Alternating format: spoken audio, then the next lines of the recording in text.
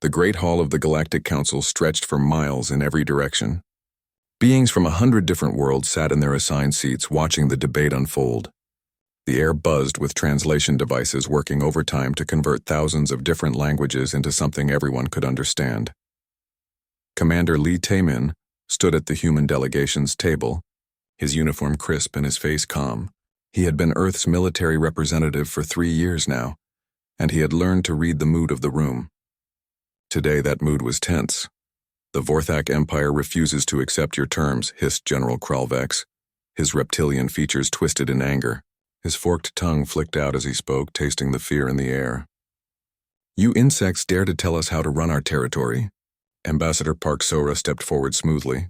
She was small compared to most beings in the room, but her voice carried clearly across the vast space. "General, we are not telling you how to run anything.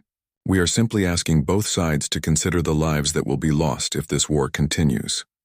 The crystalline being representing the Nexari collective chimed like broken glass. "The Vorthak attacked our mining ships first. We demand compensation for our losses. Your ships were in our space," General Kralvex roared, his massive claws scraping against his table. Lee Taemin watched the exchange with growing concern. The Vorthak and Nexari had been fighting for 6 months now. What started as a border dispute had grown into something much worse. Both sides had powerful weapons, and if they went to full war, billions would die. Dr. Choi Haiwan sat behind the main delegation, her tablet filled with cultural notes about both species. She leaned forward and whispered to Captain Kim Do-hyun, "The Vorthak see any backing down as weakness. The Nexari see any aggression as an insult to their collective honor." Captain Kim Do-hyun nodded. His fleet was stationed just outside Council space, ready to help keep the peace if needed. But his ships were designed for exploration and light defense, not war. If the major powers started fighting, there was little Earth could do to stop them. Ambassador Park Sora raised her hand for silence. The room gradually quieted. "Both sides have legitimate concerns," she began. "The Vorthak feel their borders have been violated. The Nexari feel they have been attacked without cause.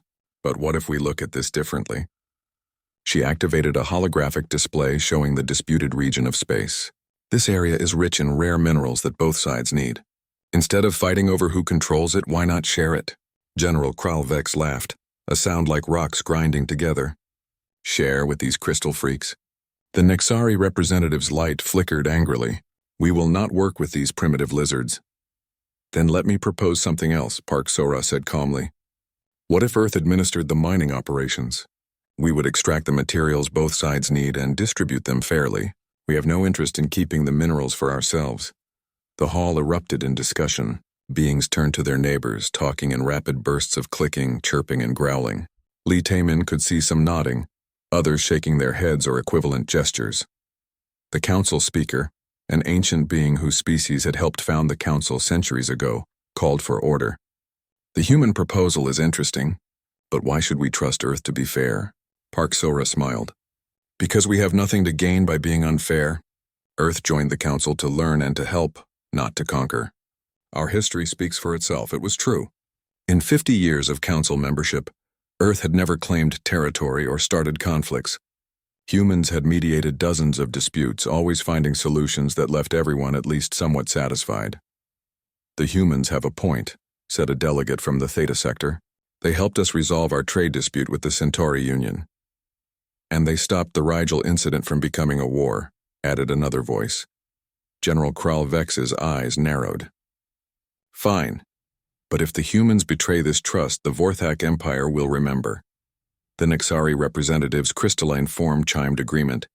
"The collective accepts this proposal, but we will be watching." Over the next several hours, the details were worked out. Earth would provide security and administration for the mining operations. Both the Vorthak and Nexari would receive equal shares of the extracted materials. Independent monitors would ensure fairness. As the session ended, beings began filing out of the Great Hall. Lee Taemin felt a sense of satisfaction.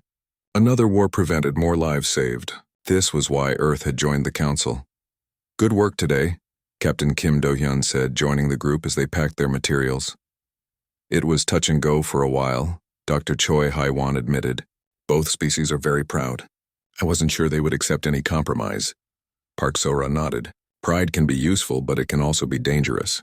At least this time wisdom won. As the human delegation prepared to leave, Lee Tae-min noticed something odd. Several of the elder species representatives were still in the hall, talking quietly among themselves. The Vorthak, Nexari, and Ethrin rarely spoke to each other outside of formal sessions. Commander? Dr. Choi Hai-wan had noticed his attention wandering. It's probably nothing, Lee Tae-min said, but he made a mental note to mention it in his report. 3 days later, the mining operation began. Human ships established a perimeter around the asteroid field, while robotic miners began extracting the precious materials. Everything went smoothly for the first week, then the reports started coming in. Sir, we have a problem, Lieutenant Park Ji-won said, rushing into Lee Tae-min's office aboard the command station. One of our patrol ships detected weapons signatures near the mining site. Lee Tae-min frowned. What kind of weapons? That's the strange part, sir. The signatures match human technology, but none of our ships were in that area. The commander felt a chill run down his spine. Show me the data. The sensor readings were clear. Energy weapons with human particle signatures had been fired at an Nexari transport ship. The ship had been damaged but not destroyed. It was the kind of attack designed to send a message rather than kill. This doesn't make sense, Lee Tae-min muttered. All our ships are accounted for. Yes, sir. I checked twice. Every human vessel is where it's supposed to be. Lee Tae-min activated his communicator. Get me Ambassador Park Sora immediately. While he waited for the connection, more reports came in. A Vorthak patrol had been attacked by ships using human weapons. Again, no one was killed, but the message was clear. Humans were not to be trusted. Ambassador Park Sora's face appeared on the screen, her expression worried. Tae-min, I've been getting angry calls from both sides. They're saying we attacked their ships, I know. But our ships didn't do it. Someone is using our technology to make it look like we're breaking the peace. Who would do such a thing? Before Lee Tae-min could answer, alarms began blaring throughout the station. Red warning lights flashed as emergency broadcasts filled the air. All human personnel, this is Council security. You are under arrest for violation of peace treaties and acts of war against member species. Surrender immediately or face the consequences. Through the viewports, Lee Tae-min could see Council warships surrounding the human station. Their weapons were charged and ready to fire. This is a setup, he said grimly. Someone wanted this to happen. The communication screen flickered and changed. Instead of Park Sora's face, General Kralvex appeared, flanked by representatives from the Nexari and Ethrin. People of the galaxy, the general announced. We have discovered the truth about the humans. They are not peaceful mediators. They are aggressive expansionists who attack from the shadows while pretending to keep peace.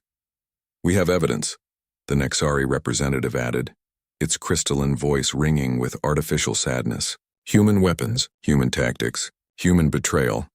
The Ethrin delegate, a being of living gas contained in a mechanical suit, spoke last. The Council has voted. Humanity is expelled from the Galactic Council. Earth will be contained.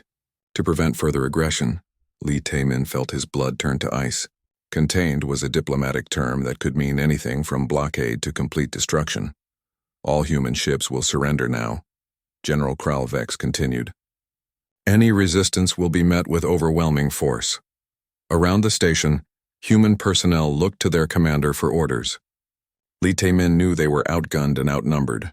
Fighting would only get them all killed, but as he watched the Council fleet prepare to escort them to prison ships, one thought burned in his mind. Someone had planned this very carefully. The question was who and why. The last thing he saw before the Council security teams boarded his station was a fleet of warships jumping to hyperspace, heading toward Earth. His homeworld had no idea what was coming. Admiral Yoon Sang-ho was having his morning coffee when the alarm started screaming. He rushed to the command center of Luna Station, Earth's main orbital defense platform. The massive screens showed something that made his heart stop. Hundreds of alien warships were dropping out of hyperspace at the edge of the solar system. How many? He asked, his voice steady despite the fear in his chest. 412 ships confirmed, sir, reported Captain Bae Minju from her position at the sensor station. Mixed fleet. Vorthak dreadnoughts, Nexari crystal ships, and Ethrin gas vessels. Any communication from them? They're broadcasting on all frequencies, sir. It's a surrender demand. Admiral Yoon put down his coffee cup with hands that barely trembled. Let me hear it. The voice that filled the command center was cold and mechanical. People of Earth, you have been found guilty of war crimes against the Galactic Council. Surrender all military assets immediately and prepare for justice. On justice? Captain Bei Minju said. What are they talking about? Admiral Yoon was already calling up Earth's defense grid.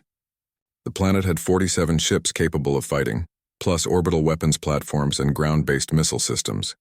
Against over 400 enemy vessels, it wouldn't be enough. Sir, incoming transmission from Earth Defense Command. Lieutenant Zhang Wujin called out from the communication station. General Li Yura's face appeared on screen. She looked grim. Sang-ho, what's our situation? Not good, General. We're outnumbered 10-1 and we don't even know why they're here. I've been in contact with our council representatives. They've gone dark. No response from any of our people in council space. Admiral Yoon felt a chill. All of them? All of them. Either they're being blocked from communicating or... She didn't finish the sentence. Orders, General. General Li Yura was quiet for a long moment. Defend Earth. Whatever they think we did, we don't surrender our home. The alien fleet began moving inward, past Jupiter, past Mars. They weren't trying to hide their approach or negotiate. This was an attack force. All ships, this is Admiral Yoon. He broadcast on the defense frequency. Take defensive positions around Earth. Protect the civilian evacuation ships. The next few hours were chaos. Earth's small fleet spread out to intercept the invaders while transport ships lifted off from the surface, trying to get civilians to safety. But there were 9 billion people on Earth. Even working at maximum capacity, the evacuation ships could only save a fraction of them. Captain Bei Minju was coordinating the defense of the Asian orbital elevators when the first shots were fired. Forthec dreadnoughts opened up with plasma cannons that could melt through a battleship's armor like paper. The Shanghai elevator is gone, she reported, her voice tight. Direct hit. Estimated casualties. She paused, checking her screen. 200,000. Admiral Yoon watched the tactical display as his ships tried to fight back. Earth's weapons were designed for asteroid mining and light patrol work. They barely scratched the paint on the alien warships. Sir, the enemy is targeting population centers, Lieutenant Zhang Wujin reported. They're not going for military targets. They're hitting cities. Show me. The screen switched to a view from one of Earth's observation satellites. Beams of energy lanced down from the alien ships, striking New York, London, Tokyo, and Mumbai simultaneously. Where the beams hit, everything simply vanished. Buildings, people, everything turned to superheated gas. My God, someone whispered. Admiral Yoon grabbed his communicator. All evacuation ships, this is Luna Command. Change of priority. Get as many people off the planet as you can. Don't worry about destinations, just get them to space. Captain Bei Minju was already moving. Sir, I'm taking the mining vessel New Busan to the Pacific Station. We can fit 50,000 people if we pack them in. Go. Take anyone you can find. As the captain rushed from the command center, Admiral Yoon turned back to the tactical display. Earth's defense grid was collapsing. The orbital platforms were being picked off one by one, and the planet's surface was burning, sir. Incoming message from the alien fleet, Lieutenant Zhang Wujin announced. The same cold, mechanical voice filled the command center. This is your final warning. Surrender all remaining military assets or face complete destruction. Admiral Yoon looked around the command center. His officers were young, most of them barely out of the academy. They were scared, but they were still at their posts. Send a reply, he said quietly. Sir, tell them we are the human race. We don't surrender our home. The alien response came in the form of a massive energy beam that struck Luna Station directly. Admiral Yoon Sang-ho and 40,000 other people died instantly. Captain Bei Minju felt the shockwave from Luna Station's destruction as she piloted the New Busan toward Earth's surface. The mining vessel was never designed to land on a planet, but she had no choice. The orbital docks were all gone. How many can we fit? She asked her engineer. Officially, 5,000. But we can cram in 10 times that if we use the cargo holds. Do it. The ship descended through smoke and fire toward the Pacific Station, one of Earth's floating cities. As they approached, Bei Minju could see thousands of people crowded on the platforms, looking up at the sky with hope and terror. Loading 50,000 people onto a ship designed for 5,000 was a nightmare. Families were separated, children cried, and everyone knew that for every person who got on board, 10 more would be left behind. Captain, we have to go, her engineer said. The ship's structural integrity is at the limit. Minju looked out at the thousands of people still waiting on the platform. 5 more minutes. Captain, if we wait any longer, we'll all die. She knew he was right, but the decision felt like murder. Finally, she gave the order to lift off. As the new Busan climbed toward space, she watched the Pacific Station disappear in a flash of alien fire. Lieutenant Zhang Wujin was luckier than most. His destroyer, the Soul's Pride, was on patrol near Pluto when the attack began. By the time he could get back to Earth, the battle was over. He arrived to find his homeworld burning. The continents were barely recognizable under clouds of smoke and ash. The alien fleet was gone, but they had left their message clear. Humanity was finished. "Sir, I'm detecting survivors," his sensor officer reported. Multiple ships scattered throughout the system. How many people? Hard to say. Maybe 100,000 total. 100,000. Out of 9 billion, Zhang Wujin activated his long-range communications. "This is Lieutenant Zhang Wujin of Earth Defense. All survivors, please respond." Voices began coming in from across the solar system. Captain Minju from the New Busan. A mining crew from the asteroid belt. A research station from Europa. "What are your orders, sir?" someone asked. Zhang Wujin looked at the burning remains of Earth. "Scatter. Get as far from here as you can. Hide among the outer worlds, blend in with other species, and remember what they did to us." "Sir, what about rebuilding? What about going home?" The lieutenant was quiet for a long moment. "Earth is gone, but humanity isn't.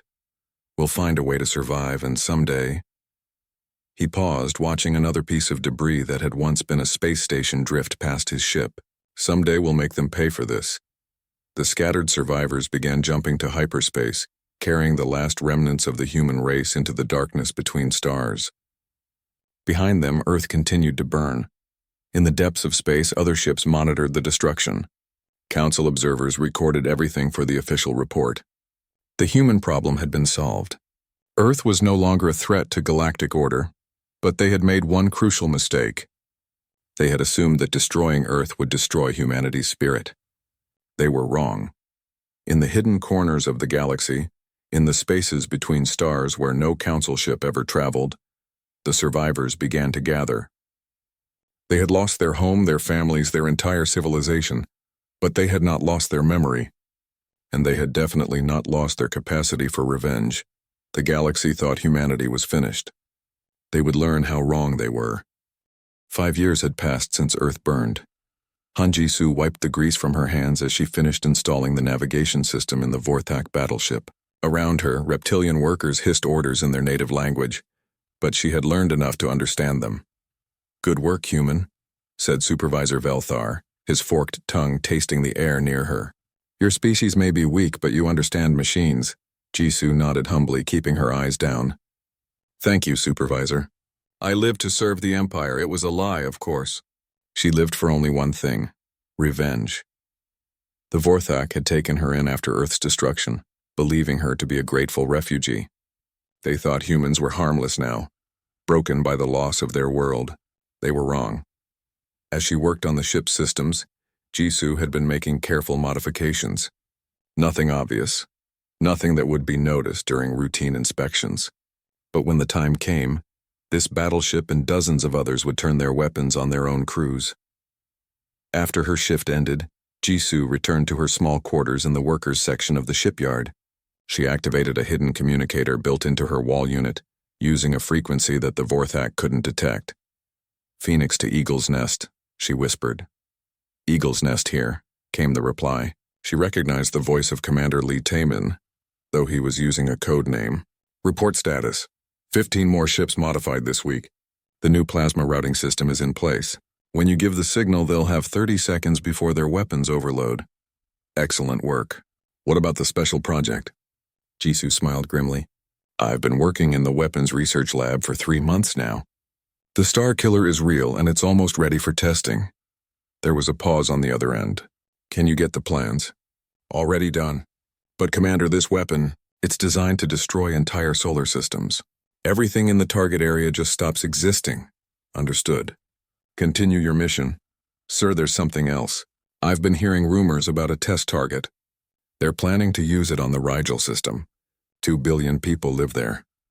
The silence stretched for nearly a minute. Finally, Lee Taemin's voice came back, colder than space. Get those plans to us as soon as possible. Humanity may be dead, but we won't let them murder anyone else. On the other side of the galaxy, Ryu Hyunwoo was having a very different conversation. He sat in the crystal meditation chamber of the Nexari ship Harmonic Resonance, pretending to commune with the collective consciousness like the other workers. But instead of meditation, he was planning murder. The Nexari believed they had achieved perfect society. Every individual was connected to the collective mind, sharing thoughts and emotions. What they didn't advertise was how they achieved this perfect harmony. By enslaving other species and forcing them to work until they died. Hyunwoo had discovered the truth in his second year undercover. The Nexari didn't just use alien workers for labor. They fed off their suffering, using the pain and despair to power their collective consciousness. The more their slaves suffered, the more enlightened the Nexari became. It was the most disgusting thing he had ever learned, and he had learned it while pretending to be grateful for the privilege of serving his masters. "Worker Ryu," chimed a crystalline voice behind him. "Your efficiency ratings have improved." He turned to face Harmonizer Zex Kali, one of the mid-level administrators. "Thank you, Harmonizer. I have found peace in service to the collective." "Good. We have a new shipment of workers arriving tomorrow. You will help train them in proper behavior." Hyunwoo bowed respectfully, hiding his rage. Another group of beings to be broken and enslaved? It will be my honor. That night he sent his own coded message to the hidden base. "Shepherd to Eagle's Nest, new livestock arriving tomorrow. Requesting permission to begin operation. Eagle's Nest to Shepherd." Permission granted. Make it count. The next morning Hyunwoo met the new arrivals at the docking bay. They were Andromedans, a peaceful species known for their artistic abilities. There were 50 of them, including children. As the Nexari guards herded them toward the processing center, Hyunwoo made his move. The guards thought he was helping control the prisoners. Instead, he slipped each Andromedan a small device. "When the lights go out," he whispered to the nearest one, "activate these and run for the shuttle bay." 20 minutes later, the harmonic resonance lost all power. In the darkness and confusion, Hyunwoo led the Andromedans through maintenance tunnels to where a stolen shuttle waited. As they escaped, he activated his final surprise. Virus programs that would spread through the Nexari collective consciousness, showing every member of their species exactly what their perfect society was built on. Meanwhile, in the trading stations that orbited neutral space, Im Yujin was conducting business of a different sort. She had spent 5 years building a reputation as a reliable arms dealer, someone who could get you any weapon for the right price. What her customers didn't know was that she only sold to enemies of the 3 elder races. "The plasma rifles you requested," she said, sliding a datapad across the table to the Centauri rebel leader. 2,000 units plus ammunition. Excellent. Our fight against the Vorthak occupation will benefit greatly from these weapons. Yujin nodded. "There's something else. I can offer you intelligence on Vorthak troop movements, supply lines, and command structures." The rebel's eyes widened. "That kind of information is worth more than weapons. What do you want in return?" "Just promise me one thing. When you attack their supply convoys, leave one survivor. Make sure they know who gave you the weapons. It was all part of the plan. Every attack, every rebellion, every act of defiance was designed to send a message. Humanity was still out there, still fighting. In a dead solar system far from any trade route, Captain Kim Do-hyun surveyed his hidden fleet. The base had been built inside a hollowed-out asteroid, invisible to casual scans. Over 5 years, the survivors had gathered here in ones and twos, until nearly 50,000 humans called this place home. But it wasn't really home. Home was a burning memory that haunted their dreams. "Status report," he said to his assembled commanders. Captain Bae Minju stepped forward. "The new Busan has been fully converted to a stealth carrier. We can launch fighter strikes without being detected. Engineering report." Dr. Choi Hae-won activated a holographic display. "We've successfully reverse-engineered most alien technologies. The Vorthak plasma systems, Nexari crystal matrices, and Ethran gas manipulation techniques. We can build weapons that match anything they have. And the special project? Complete. We've taken their Starkiller design and improved it. Our version can target specific DNA patterns while leaving everything else untouched. We can kill every Vorthak in a system while leaving other species alive." Captain Kim Do-hyun felt a chill. The weapon was exactly what they needed, but the idea of using it made him sick. How many can we build? 3 are ready now. We can have 20 more within a month. He nodded slowly. Begin production. And begin target selection. Sir, Lieutenant Zhang Wujin spoke up from the back of the room. I've been monitoring Council communications. There's something you need to know. Go ahead. They're not just planning to use the Star Killer on Rigel. They have a list of 200 systems they consider problematic. They plan to eliminate anyone who might oppose their rule. The room fell silent. 200 star systems meant hundreds of billions of lives. How long do we have? Kim Do-hyun asked. The first test is scheduled for next month. If it succeeds, they'll begin the elimination program immediately. Captain Kim Do-hyun looked around the room at the faces of his fellow survivors. They had spent 5 years hiding, planning, preparing. They had thought they were building toward revenge against the 3 species that destroyed Earth. But this was bigger than revenge. This was about preventing genocide on a galactic scale. Send word to all our people, he said quietly. Agents, sleepers, sympathizers, everyone. The time for hiding is over. He activated the communications array that would send messages to humans scattered across the galaxy. The same message went to all of them. Remember Earth, trust no one. The hunt begins now. 5 years of patient preparation were about to pay off. The galaxy thought humanity was finished. They were about to learn the difference between being defeated and being dead. The first sign that something was wrong came when General Kralvex's transport ship exploded. He had been returning from a routine inspection of border defenses when his heavily armored vessel simply disintegrated in a flash of light. There was no warning, no distress signal, and no survivors. Mechanical failure, the official report stated. Plasma core overload due to faulty maintenance. But Admiral Thek Nor, commander of the 3rd Fleet, knew better. He had served with Kralvex for 20 years. The general never flew in anything less than perfect condition. Run a full diagnostic on all command ships, he ordered his technical staff. Check every system twice. 3 days later, Admiral Thek Nor's own ship suffered a navigation malfunction that sent it directly into a star. The backup commander who took over lasted exactly 1 week before his vessel's life support accidentally vented into space. The Vorthak High Command began to panic. Similar incidents were happening throughout their territory. Ships exploded, weapons misfired, and critical systems failed at the worst possible moments. Always during routine operations, always to high-ranking officers, and always without explanation. But it wasn't just mechanical failures. Vorthak colonies were experiencing other problems. On Zerion Prime, the main communications array was destroyed by what appeared to be a meteor strike. Investigation revealed the meteor was actually a guided missile with no identifying marks. On Kelvar Station, a mysterious virus infected the computer systems, causing them to display images of burning planets and dead children. When technicians tried to trace the source, they found only a simple message: Earth remembers. The Nexari Collective was facing its own crisis. Harmonizer Vel Crystal was leading the daily communion when the screaming started. Instead of the usual peaceful sharing of thoughts, the collective consciousness was flooded with images of suffering. They saw slave camps, torture chambers, and workers dying of exhaustion while their Nexari masters fed on their pain. Shut it down, Vel Crystal commanded, but the images kept coming. Worse, they could feel the emotions of the victims: despair, hatred, and burning desire for revenge. We can't stop it, reported Technical Harmonizer Zex Prime. The virus is integrated into our consciousness network. Every time we try to remove it, it spreads further. The Nexari had never experienced anything like this. Their collective mind was supposed to be perfect, incapable of corruption.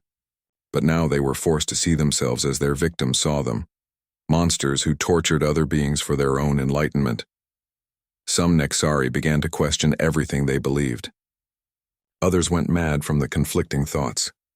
The collective consciousness, which had maintained perfect order for centuries, began to fracture. In Ethran space, gas mining platforms were exploding with disturbing regularity. The Ethran were beings of living gas who required special atmospheric processors to survive outside their homeworld. When those processors failed, entire populations died within minutes. Platform Commander Zex Mist was investigating the latest accident when he discovered something that chilled him to his gaseous core. Hidden in the wreckage was a small device with human markings. Impossible, he whispered. The humans are extinct, but the evidence was undeniable. Someone with access to human technology was systematically destroying Ethrin installations, and they were very good at it. High above the chaos in the neutral space of the Galactic Council chambers, emergency sessions were being called daily. Order, demanded Council Speaker Vel Ancient, his voice echoing through the vast hall. We will have order. But there was no order. Representatives from dozens of species were talking at once, demanding answers, protection, and action. The Vorthak military has lost 30% of its senior command, reported Delegate Kreehive. Their entire Third Fleet has been destroyed. The Nexari collective is in chaos, added another voice. Half their harmonizers have gone insane from some kind of mental virus, and Ethrin infrastructure is collapsing throughout their territory, finished a third. Delegate Council Speaker Vel Ancient raised his staff for silence. What do our investigations show? Intelligence Chief Mooreshadow activated a holographic display. The attacks show clear coordination. They target critical infrastructure, military leadership, and psychological weak points. Whoever is doing this knows our species very well. But who? Demanded General Kraltor, the new Vorthak military commander. Who has the capability to strike across 3 different territories simultaneously? The hall fell silent. Everyone knew the answer, but no one wanted to say it. Finally, Intelligence Chief Mooreshadow spoke. Based on the evidence, the attackers appear to be human. The reaction was immediate. Representatives burst into angry discussion, some laughing at the impossibility, others demanding proof. Humans are extinct, General Kraltor roared. We destroyed their world ourselves. Did we destroy their people? A quiet voice asked. The hall turned to see who had spoken. It was Delegate Simwise, representing one of the minor species. We destroyed Earth, yes. But how many humans were off-world when we attacked? How many escaped during the battle? Intelligence Chief Mooreshadow checked his files. Estimated survivors. Perhaps 100,000 scattered across the galaxy. 100,000, Delegate Simwise repeated. Angry, homeless, with nothing left to lose. How many of them might have infiltrated our societies over the past 5 years? The implications hit the assembly like a shockwave. Humans had been the galaxy's best diplomats and negotiators. They understood alien cultures better than most species understood themselves. If they had spent 5 years infiltrating enemy societies, impossible, General Kraltor insisted. Our security would have detected them. As if summoned by his words, the main communication system activated. A human face appeared on the screens throughout the hall. It was Commander Lee Taemin, though he looked older and harder than when they had last seen him. Greetings, Galactic Council, he said calmly. I thought it was time we talked. The hall erupted in chaos. Security forces rushed toward the screens, but there was nothing to shoot at. The transmission was coming from somewhere far away. You all look surprised, Lee Taemin continued. Did you really think you could commit genocide and face no consequences? Council Speaker Vel Ancient managed to restore some order. Commander, if that is indeed who you are a wanted criminal. Surrender yourself for trial. Lee Taemin smiled, but there was no warmth in it. Trial? Like the trial you gave Earth before you murdered 2 billion innocent people? Your people attacked our ships, General Kraltor shouted. No. Your people attacked your own ships using stolen human technology. We have the evidence. We have the communications. We know exactly how you planned Earth's destruction. The commander activated a new display, showing intercepted messages between Vorthak, Nexari, and Ethrin leaders from 5 years ago. The evidence was overwhelming. They had conspired to frame humanity and justify genocide. But why? Delegate Simwise asked. Why did you destroy Earth? Lee Taemin's expression grew even colder. Because we were too effective at keeping peace. Because other species were starting to trust us more than they trusted you. Because you saw humanity as a threat to your power. He paused, letting that sink in. You were right to be afraid, but not for the reasons you thought. What do you want? Council Speaker Vel Ancient asked. Justice. We can negotiate, the speaker said quickly. Reparations, territory, whatever you need to rebuild. Rebuild? Lee Taemin laughed, and the sound sent chills through every being in the chamber. You think this is about rebuilding? You murdered our world. You killed our families. You scattered our people across the galaxy like refugees. The transmission flickered, and when it stabilized, the background had changed. Behind Lee Taemin, they could see a vast military facility filled with ships and weapons. You wanted to see humanity's true nature? You're about to get your wish. We spent 5 years learning everything about your societies. Your weaknesses, your technologies, your secrets. We know where you live, how you think, and what you fear most. This is a declaration of war, General Kraltor snarled. No, Lee Taman replied quietly. This is a declaration of judgment. War implies you have a chance to win. The transmission ended, leaving the council chamber in stunned silence. For several minutes, no one spoke. Then delegate after delegate began receiving urgent messages from their homeworlds. The coordinated attacks were intensifying. Human infiltrators were revealing themselves, and they were not interested in taking prisoners. Council Speaker Vel Ancient tried to maintain order, but it was hopeless. The 3 elder races that had ruled the galaxy for centuries were under attack by an enemy they had created through their own actions. In the chaos, one message was broadcast on all frequencies throughout the galaxy. It was brief and simple, but it changed everything. People of the galaxy, you have been lied to. The Galactic Council murdered an entire world to maintain their power. The evidence will be transmitted to all worlds within the hour. Choose your sides carefully. This is only the beginning. As representatives fled the chamber to coordinate their defenses, one question echoed in every mind. How do you fight an enemy that has already infiltrated your society, knows all your secrets, and has nothing left to lose? The galaxy was about to find out. The war lasted exactly 72 hours. It began when Captain Kim Do-hyun's fleet emerged from hyperspace in the Vorthak home system. The aliens had expected a traditional battle, ships firing at ships, fleets maneuvering for advantage, the slow grinding warfare that had defined galactic conflict for centuries. Instead, they got something entirely different. This is Captain Kim Do-hyun of the human fleet, he broadcast on all frequencies. To the Vorthak military forces, you have 30 seconds to evacuate your ships before we open fire. General Kraltor, commanding the home defense fleet from his flagship, laughed. 30 seconds? You humans really have lost your minds. We outnumber you 50-1. 20 seconds, Kim Do-hyun replied calmly. All ships open fire. General Kraltor commanded. The Vorthak fleet unleashed everything they had. Plasma cannons, missile volleys, and particle beams lit up space as hundreds of ships fired at the small human force. But the human ships weren't where the weapons were aimed. Somehow they had known exactly when and where each shot would be fired. They danced between the energy beams like they were following a choreographed performance. Time's up, Kim Do-hyun announced. The human ships fired once. A single beam from each vessel aimed not at the enemy ships but at seemingly empty space. For a moment, nothing happened. Then the Vorthak fleet began tearing itself apart. What's happening? General Kraltor screamed as his own weapons turned on nearby ships. Sir, our targeting systems have been compromised, his tactical officer reported. Something is controlling our weapons. It was true. Han Jisu's 5 years of sabotage had finally paid off.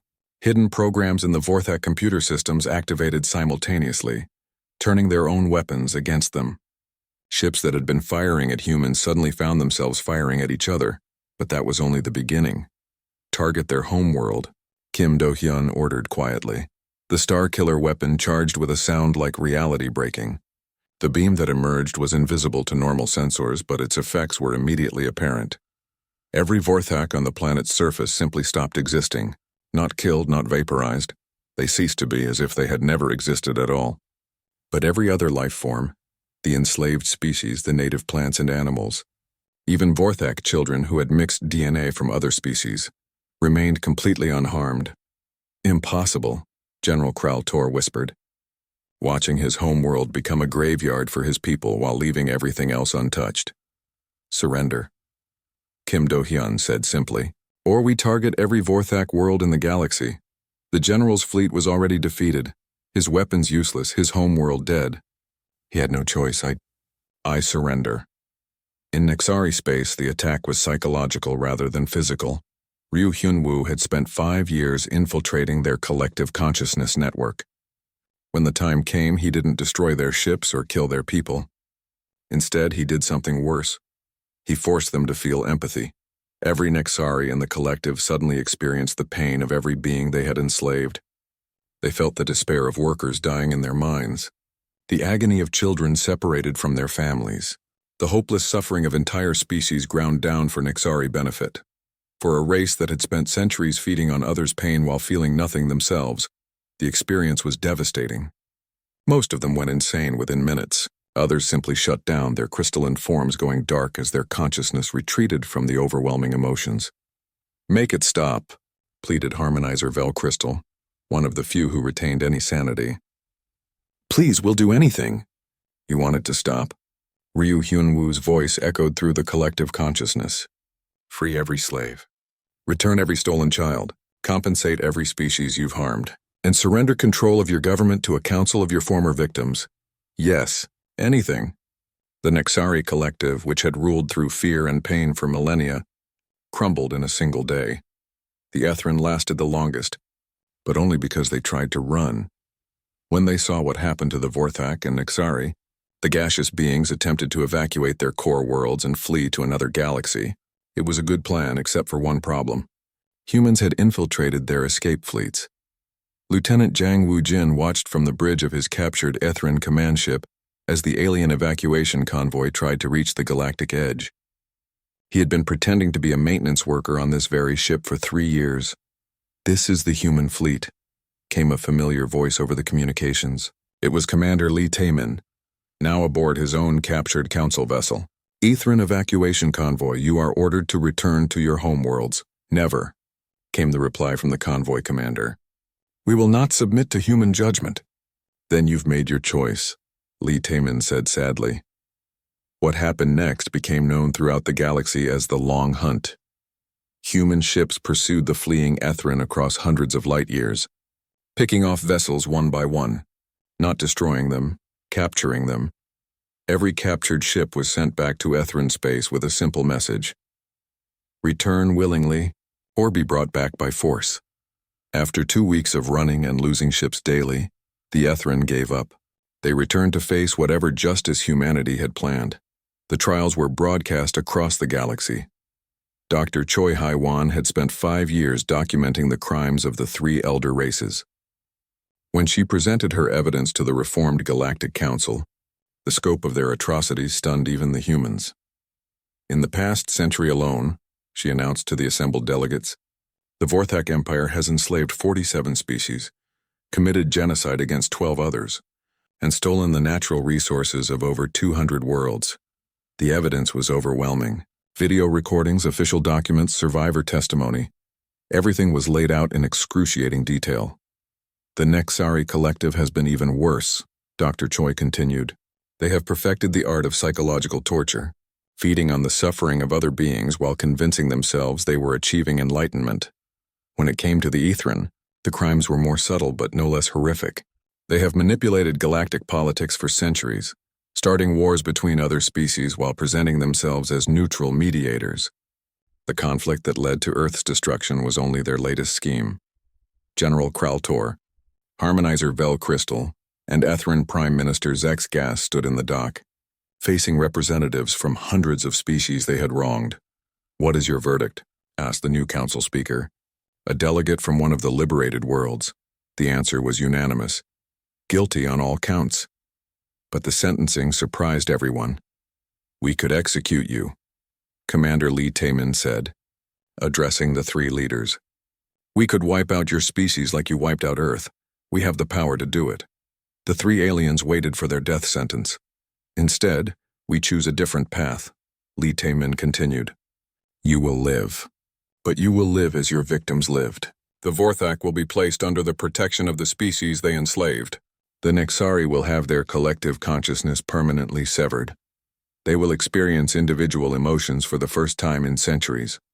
The Ethrin will be restricted to their home system under constant monitoring." "That's not justice," General Kraltor protested. "That's slavery."